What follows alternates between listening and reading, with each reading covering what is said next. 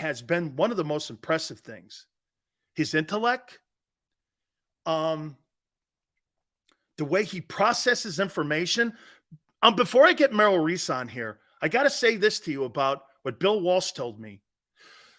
I said this to Bill once. I go, Bill, you judge a quarterback by his great arm. He goes, shows me already you don't know what you're talking about, Dan. And I go, what do you mean? He goes, you gauge a quarterback by his feet and how he processes the information once it's in front of you. And what Jalen Hurts was doing against the Giants and how he was going through his progressions on the RPOs, I'm listening to Merrill and Mike, and I'm listening to them call the game. I don't know if there was a play in that whole entire game against the Giants where he made a bad read on the RPO. I said it yesterday, and I'll say it again. I thought he was flawless. Let's bring Merrill Reese in on another legendary call.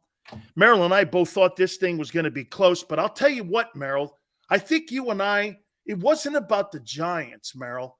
I think it was more so that we got fooled by the Vikings and that we thought the Vikings were a better opponent than what they were. And when the Giants got into that Eagle game, they looked like the Giants in week 14 against the Eagles. Is that how you see it now, reflecting back on where we are now? Yes.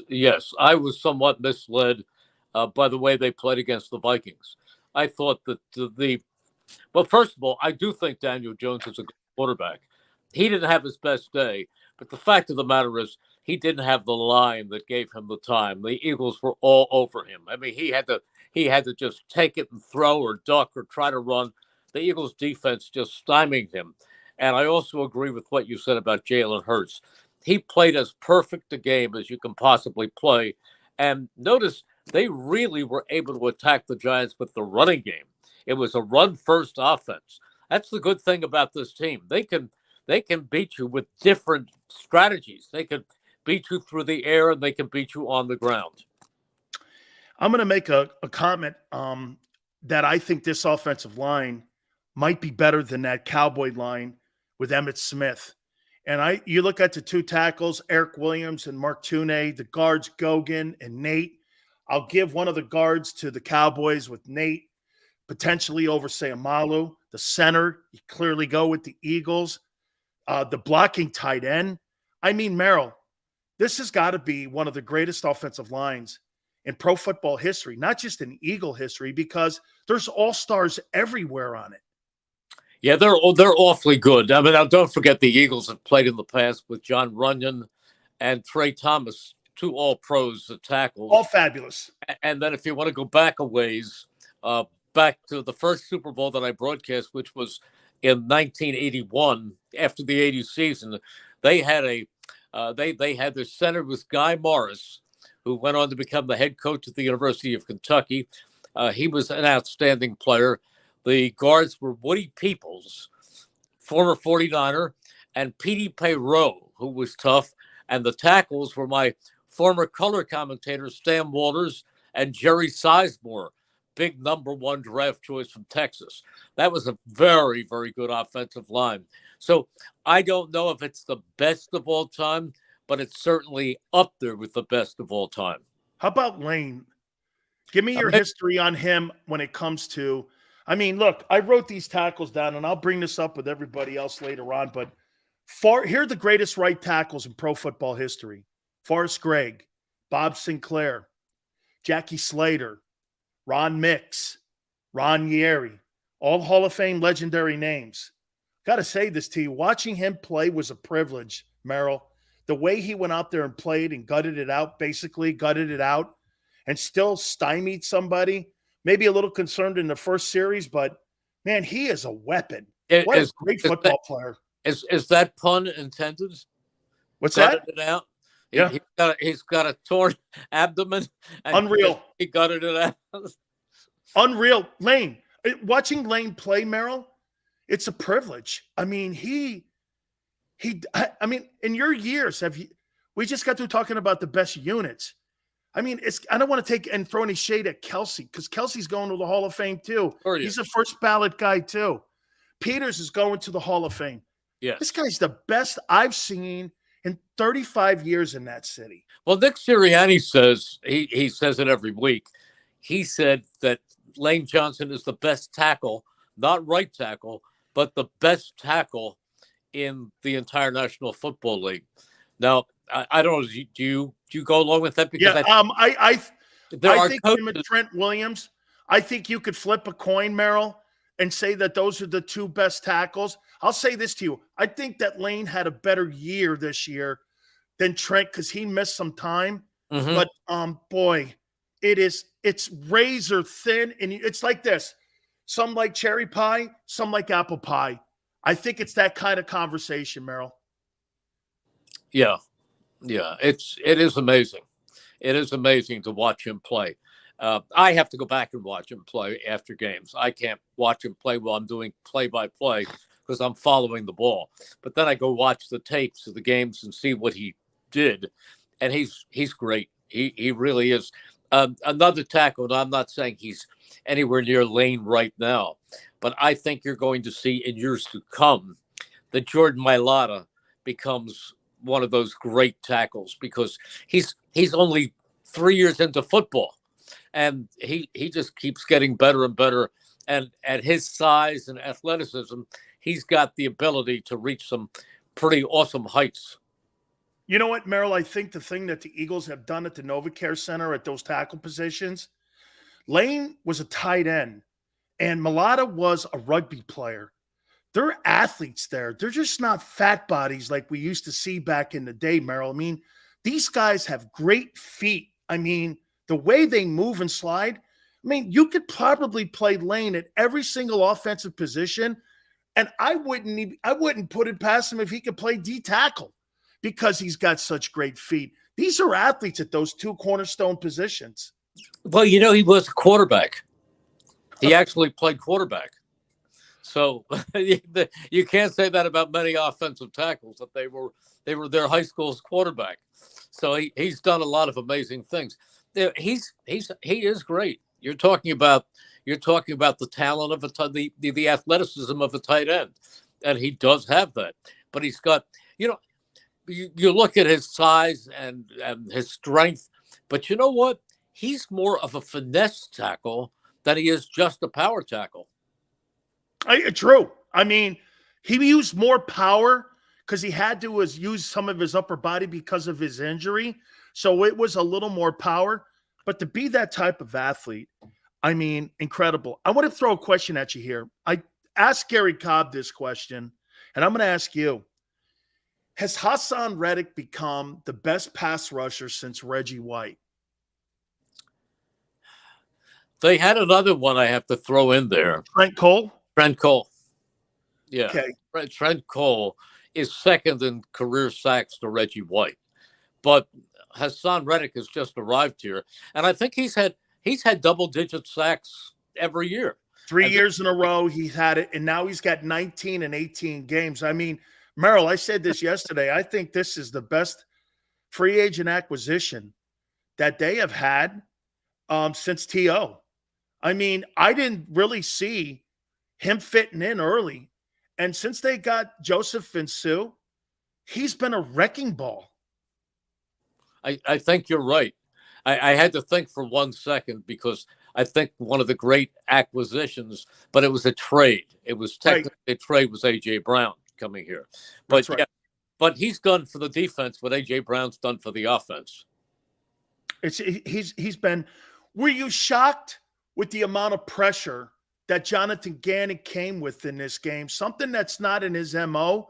Were you shocked the way that they pressured Jones with all the blitzes? No, because I think Jonathan Gannon is very, very smart, and he knows what works for every situation. I think he's going to be a head coach when the whole season is over, hopefully from an Eagles standpoint after February 12th. But I think that I think he knows exactly what he's doing. Fans get antsy at times because he doesn't blitz as much as they would like. But then I say, wait a minute. The Eagles led the whole league in sacks with 70. They were about 15 or 20 sacks above whoever, the second place team in pressure. So he's had a great defense. Absolutely has. Merrill, I put the two rosters together. Mm-hmm. I didn't realize how close the Eagles were to the Bozas and the Brandon Grahams and the Hassan Reddicks and the Slays and the Bradburys, to the Warners and the Bozas and the Kinlaws. And defensively, they're right there. Offensively, Kittle versus Goddard. I mean, when you're going back and forth there, McCaffrey, Sanders, Lane Johnson, Trent Williams. This has got to be one of the biggest star-studded NFC title games I can remember post salary cap, because you can't usually keep all these guys in the room, Merrill. There's stars all over this, roster. The big difference, the biggest difference, and I do not mean this as an insult. I don't, because I think Brock Purdy has been amazing to come in, an untested rookie, last player taken in the draft, and to do nothing but win for this team and show poise. I think he has been terrific. But since you're comparing position for position, the greatest disparity I have to think is the top 5 quarterback right now, Jalen Hurts and Brock Purdy. That's the biggest difference. That and Brock Purdy has a long way to. He's going to develop. He's going to be even better. But right now, Jalen Hurts has elevated himself to elite status, and Brock Purdy isn't there yet. Here's the only thing I would say to that, Merrill. If everybody in Philly, and I don't believe that the coaching staff, and I don't believe you or anybody, if everyone's going, well, he's going to turn back into a pumpkin. No, that's not a game plan. That's wishful thinking. And to me, he's now had 2 playoff wins. He's beat Pete Carroll, and he turned around and beat Dak. I mean, look, the Cowboys had every chance to win that ball game. I think coaching cost him that. So to me, I got to go into this game, don't you? Not thinking that this guy's going to turn into a pumpkin. No, I don't think that at all. He's been right there. I don't think that at all, but I don't think he's going to turn into an elite top 5 quarterback. Joe Montana, right? Yeah, that's a good way of putting it. But he's done an amazing job.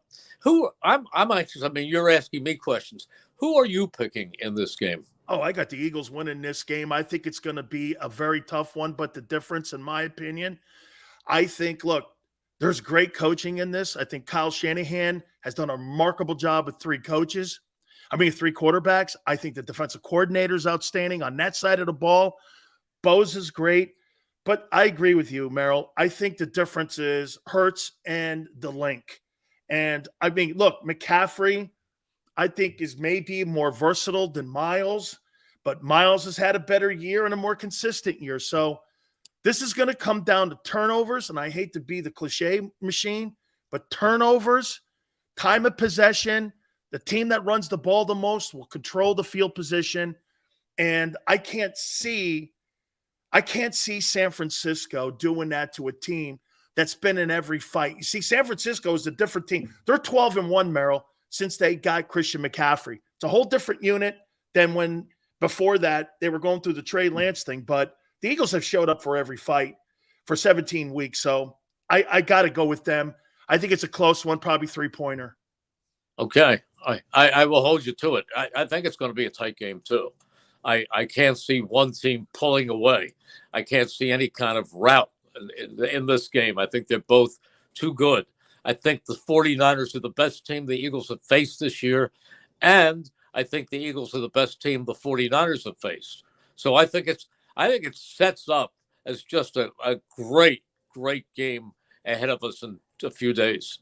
Couple last questions here for you. I've said this too, Merrill. I think because we have such young quarterbacks in the game, the NFC, and you look at the championship game, the NFC is driven by rosters. They're just and the AFC, I think, is more driven by quarterbacks. I mean, look at that. They got Burrow, first pick overall. They got Mahomes, MVP, all that. You got Andy Reid on that side. I want to ask you this here. Now, let's just end it with this one. January 9th was the first time that the Eagles could start addressing Jalen Hurts' future. And I know you may not have any insight. This is just your opinion. Do you think they start addressing it because they have in Cincinnati? They did this week again. In Los Angeles, they did with Herbert, who was in that 2020 draft. They haven't started contract negotiations. Do you believe that they'll do it prior to the Super Bowl, or do you think they'll wait after the season to start the contract talks, or extension talks, I should say, with Jalen Hurts? No, I think it's just football now, not business. I don't think, I think the only thing everybody in that building is focused on is this Sunday. And if they should fortunately win this Sunday, they will zero in on February the 12th. Not until the final game is played will they take care of those matters. I think I think they'll take care of them, and Howie knows what he's doing. They'll do a good job. And Jalen Hurts is going to be a very, very wealthy man in a very short while. But I think it's got to be football first, and then they'll turn to that. Okay, I got Mike Golick coming on at 4:30. I need a Mike Golick story before I let you out of here. So he's coming on at 4:30. Did you enjoy being around Mike when he was an Eagle? I enjoy being around Mike when I see him at a charity golf tournament, or when he comes to the link to do color commentary on one of the national broadcasts. Mike Golick is one of the nicest people, has a great sense of humor. He used to do on one of the TV stations in town when he was a player. He used to do a show every week called Golick's Got It. And he's a special guy. He's a special guy. Give him my best. I just think he's terrific. I love him very much, but the only thing I hold against him is he went to Notre Dame because I went to Miami. So, it's a Miami Notre Dame thing. Hey, Merrill, have a great broadcast this weekend. We so appreciate it. I got the Eagles by 3 also on Sunday at the link. Thank you so much, Merrill. I didn't say that. That was your pick. Fortunately, there's nothing in my job that requires me to make a pick. I think this could go either way. No, don't worry. You won't be on Angelo's show tomorrow morning. Have to explain yourself. Thank you, Merrill. I appreciate it, my friend. See you, Dan. Take care. You got it. That is Merrill Reese. I so enjoy talking with him. I'm listening to his broadcast too with him and Mike Quick. They do such an amazing job. Actually, I listen to that now, and more so than I listen to like the national broadcast. Please hit the like button here. I want to finish up on this, on what we were just talking about. Hopefully, if you have any comment also on what Merrill Reese said. By the way, again, Mike Golick's going to join us at 4:30 Eastern time here too. So the offensive stars on the Eagle side. Oh, wait. Purdy, Hurts. I'm going Hurts. So the offensive stars, I'm pretty shocked. San Francisco, 1, 2, 3, 4. Eagles, 1, 2, 3, 4, 5, 6. Defense, 1, 2, 3, 4, 5, 6. 1, 2, 3, 4, 5, 6. This is something else, man. Hey, 10 superstars for the 49ers and 12 for the Eagles. This is going to be some freaking ball game. Okay? Who do you got in coaches? Eagle coaches or the 49er coaches? Yeah, look at. Hey, the real says, you said that real fast. No, Hurts is the difference in this game. I think he's going to be the difference. I do. I think Hurts. I disagree with Craig Carton. Brock Purdy's got to put more of a resume together for me to put him over Jalen. That's not going to happen. Even though he's 2-0, and I kid you guys, okay, that's not happening. Jalen has played great since the 2-5 start of a year ago. If you go back to the 2-5 start and you start his clock of his career since last year, after the 2-5 start, it's a completely different career than the 2-5. His first 7 games were not the best. But then since then, he's improved, it seems, every drive, every week. It's a push. You think Sirianni's a better coach than Kyle Shanahan, who's going into his 3rd conference championship game in 4 years. That I disagree with. I think San Francisco has the better coaching staff. Okay? And here's Tone. My unbiased opinion, Shanahan is just a football nerd. He just makes things look so easy. Shanahan has the edge over Sirianni. Yeah, and the defensive coordinator too. Okay? I think that's a better coaching staff in San Francisco. I mean, do you actually think – let me ask you this. Do you actually think Nick Sirianni and Shane Steichen could coach this team to the NFC Championship game with Gardner Minshew? He couldn't get Gardner Minshew to beat the Saints. I mean, right? They couldn't put a game plan together. Couldn't put a game plan together for Gardner Minshew to beat the Saints. That guy's taken 3 different quarterbacks, and now he's in the NFC title game again. That's awful impressive. And by the way, you have nothing on your schedule, the Eagle fans. You have nothing on your schedule to toot your horn about. And nor do they. Nor do they. These are the two most... You know what's funny? Tone. I wish Xander too, because Xander heard this too. I said this, and I've been saying this for 8 months. I think San Francisco and Philadelphia mirror one another. And I've been saying that since last offseason. That I think the two best rosters in the NFC are in San Francisco and in Philadelphia. We've been totally saying that. Totally saying that the whole year. And okay? And doesn't the matchup come to this where the two best rosters are playing against each other? Okay? Look, Jalen Hurts is not part of the elite group that people talk about all the time on a daily basis. He's not. Okay? He's not. They talk about Patrick Mahomes, Joe Burrow, Allen, Herbert. Now they're bringing and propping up Trevor Lawrence. Okay?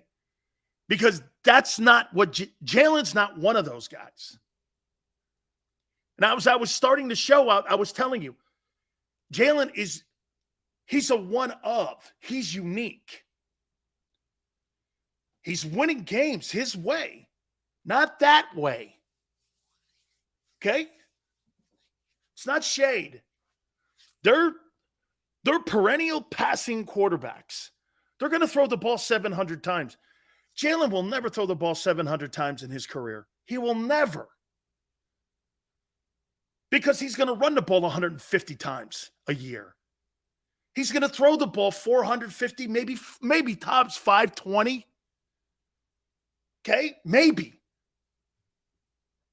I'll tell you something. If it's going to be interesting to see if he could ever play a full season on what his numbers could be by the end of the year. Okay? I mean, Lamar Jackson, the 2017 MVP season, he threw for 3,104, ran for 1,400 yards, led the NFL in touchdown passes with 36. We'll see. But what's happened since 17 to him? He's been on the IR. He's missed games. He's working deals. Like I said yesterday, both the Ravens and him should be ashamed of themselves. They put business ahead of team. Both of them. It's both fault. You deserve it. You let down the other 52 guys in the locker room. Like Tone said yesterday, well, one guy's got his money and the other guy doesn't. Well, guess what? The organization and the players should have fixed that. That's on them, both of them. They didn't care about winning a title this year, both of them. Both of them, the team and the player, didn't care about winning. Their actions prove it. Mahomes is playing Sunday. Lamar wouldn't have. Okay? That's a damn shame. It's an absolute damn shame. Mike Golick's going to join us at 4:30 Eastern time. I want to get into that conversation about Lane Johnson and the greatest right tackles of all time. I wrote a list down. ranking the 4 best teams in the Final Four this weekend. The Final Four coaches, we also, the 4 tight ends in this Final Four are pretty cool too as well. Want to get your thoughts, man. This is going to be an iconic game. It really is. Hour number 2. Please hit the like button. Keep it here on the National Football Show.